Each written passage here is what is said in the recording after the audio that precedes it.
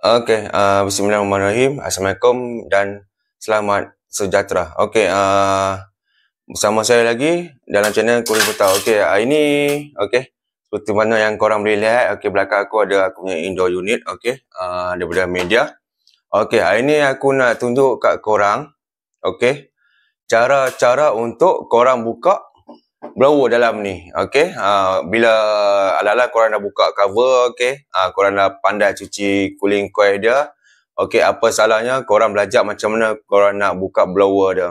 Kalau korang dapat buka blower aircon ni, korang boleh cuci, lagi puas hati, angin lagi bersih lah, sebab kadang kalau kita buat daripada dalam ni, mungkin ada kena tak kena lah, tapi lebih cantik korang dapat bawa keluar blower ni. Hari ni aku nak tunjuk, cara dia mudah je.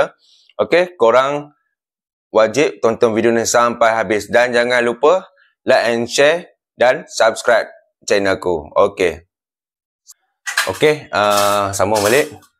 Untuk buka cover aircon ni, aku dah tak tunjuk dia punya tutorial.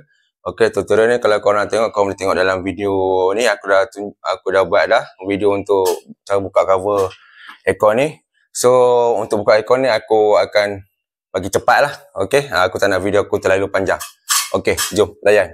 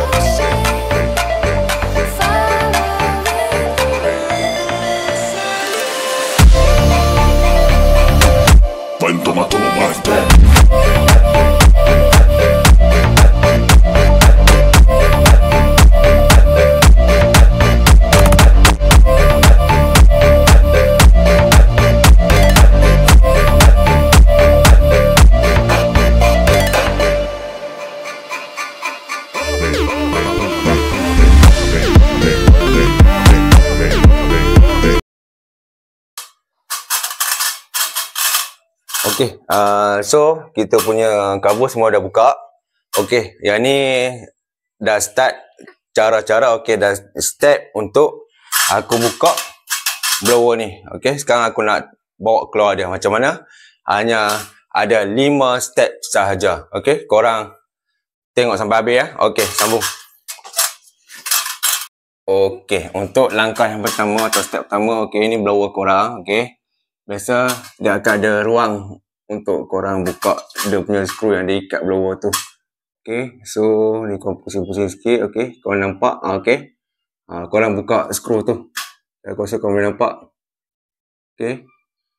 Dia pakai mata Philip, mata plus.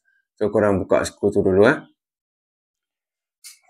Untuk step yang kedua, korang tengok belah kiri. Korang akan nampak 2 skru macam ni. 1, 2. Korang buka skru 2 biji ni. Untuk nanti kita angkat kita punya cooling coil. Seterusnya, bila korang dah buka skru korang, 1, 2, korang angkat naik. Bila korang angkat naik, korang boleh nampak korang punya blower dah. Ni step yang ketiga. Korang angkat naik. step yang keempat, kita nak lepaskan, okey, yang ni. Okey, dia macam holder lah, holder untuk kita punya blower ni. Okey, ni blower kita. Okey, duduk situ. Okey, macam mana kita nak lepaskan ni? Okey, korang kena ni. Okey, korang nampak tak ni? Ni.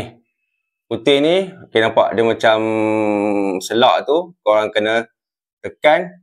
Lepas tu baru yang putih tu boleh angkat. Okey, jom. Okey, sekarang step yang terakhir. Macam mana korang nak buat keluar? Okey, korang angkat korang punya cooling coil pelan-pelan ni . Ni korang dah angkat pelan-pelan. Lepas tu yang ni korang boleh tarik je. Nanti korang angkat ni, korang boleh tarik dah. Okey. Nanti korang tengok hasil dah. Okey. Sebab aku sebelah tangan susah.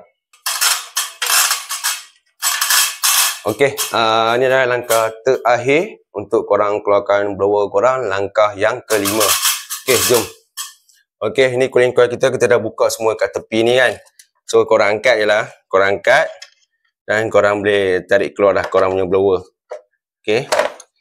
Okey, kalau rasa cangkut sikit, korang tolak ke bawah ni sikit lah. Okey.